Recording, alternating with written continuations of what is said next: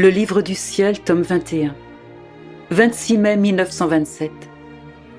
Dieu a formé dans la création toutes ces chambres afin que l'homme puisse toujours y trouver Dieu et qu'il puisse lui donner ses attributs. Jésus dissipe les doutes. Ce qui est impossible pour l'âme est aisé pour Dieu. L'âme se plaint et Jésus la rassure. Mon état d'abandon dans le divin fiat continue.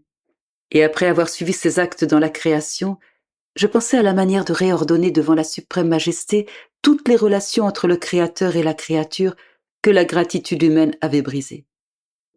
Et mon Jésus adoré, se manifestant au-dedans de moi, me dit : « Ma fille, regarde toute la création, le ciel, les étoiles innombrables, le soleil, le vent, les champs de fleurs, les montagnes et les vallées, sont tous des chambres que j'ai formées, et en chacune d'elles se trouve un palais royal où je demeure. J'ai fait cela pour que l'homme puisse facilement trouver son Dieu, immédiatement et partout. Et son Dieu s'est installé en chacune de ces chambres pour y attendre l'homme. Les chambres n'étaient pas fermées, et l'homme n'avait même pas besoin de frapper à la porte et pouvait entrer librement aussi souvent qu'il le désirait. Dieu était prêt à recevoir l'homme. Le Créateur du ciel et de la terre ne s'était pas installé dans une seule chambre, mais partout, afin que l'homme puisse toujours le trouver.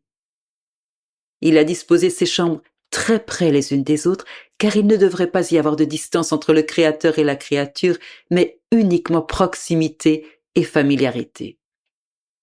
Par conséquent, toutes ces chambres étaient et sont encore des liens, des moyens et des chemins entre Dieu et l'homme. Mais qui devait entretenir ces liens, consolider ces relations et veiller à ce que les portes soient ouvertes ? C'est notre volonté régnant dans l'âme, qui devait avoir l'importante responsabilité de maintenir l'ordre de notre création. Mais lorsque l'homme s'est séparé du divin fiat, ces liens ont perdu de leur force. Les relations se sont relâchées, les chemins ont été barrés et les portes fermées. L'homme a perdu son héritage. Il a été dépouillé de tous ses biens et ses pas ne rencontraient que des pièges pour le faire chuter. En ne faisant pas ma volonté, l'homme perdait tout et il ne lui restait rien de bon. En faisant ma volonté, il acquiert tout et il n'est aucun bien qui ne lui soit pas rendu. Que n'a pas fait dans la création la bonté paternelle du Créateur pour l'amour de l'homme ? Non seulement lui a-t-il fait de nombreuses chambres, mais il les a faites différentes les unes des autres, afin d'être trouvées de bien des façons différentes par celui qui l'aimait. Dans le soleil, le Créateur se laissait trouver revêtu de lumière, toute majesté, brûlant d'amour, attendant de donner à l'homme sa lumière pour qu'il puisse le comprendre, de donner à l'homme son amour pour qu'il puisse trouver son Dieu en entrant dans cette chambre et devenir lumière et amour. Dans la mer, l'homme pouvait trouver son Dieu fort qui lui donnait la force. Dans le vent, il le trouvait qui régnait et dominait pour donner à l'homme l'empire sur toute chose. Bref, en toute chose créée, Dieu attendait l'homme afin de le faire participer à ses qualités. Après quoi je me disais : Jésus aime tellement sa volonté, et on dirait qu'il veut tellement qu'elle soit connue pour qu'elle puisse régner et dominer. Mais il me semble difficile que sa volonté soit connue parce que personne ne s'en préoccupe, personne ne s'y intéresse. C'est seulement Jésus qui s'y intéresse, mais pas les créatures. Alors si les créatures ne rendent pas gloire à Dieu, et si la plénitude des biens ne leur est pas donnée, comment ce règne du fiat éternel peut-il être connu ? Je pensais à cela lorsque mon doux Jésus se manifesta au-dedans de moi, et me dit : « Ma fille, ce qui te paraît difficile n'est pas difficile pour Dieu. » Tout comme dans la rédemption, toutes les difficultés et les perfidies humaines n'ont pu faire obstacle au cours de notre amour, et moins encore à accomplir la décision de notre volonté de venir racheter la génération humaine.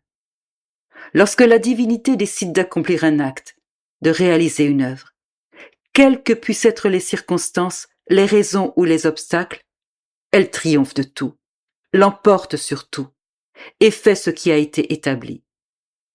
Le point culminant et le plus important pour Dieu est d'établir ce qu'il veut faire. Ayant fait cela, il a tout fait. Par conséquent, s'il a été établi en nous que notre volonté doit être connue et que son royaume doit venir sur la terre, la chose est déjà faite. La rédemption a été accomplie parce que nous l'avions établie. Et ce sera la même chose pour notre volonté.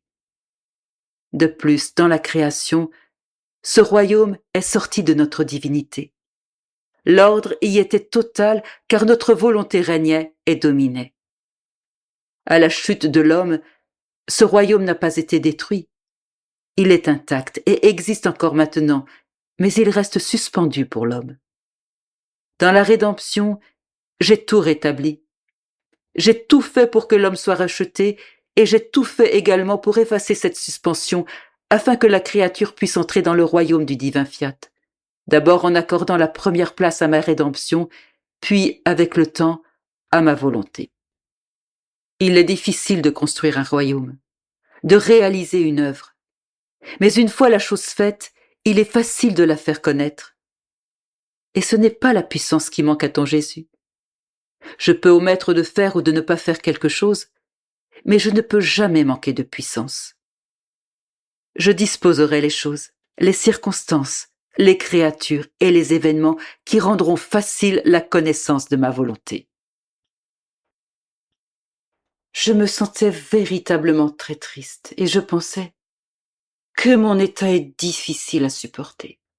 J'ai l'impression de ne pas pouvoir continuer. La divine volonté est inexorable, immuable, et ce n'est pas une plaisanterie que d'avoir affaire à son fiat.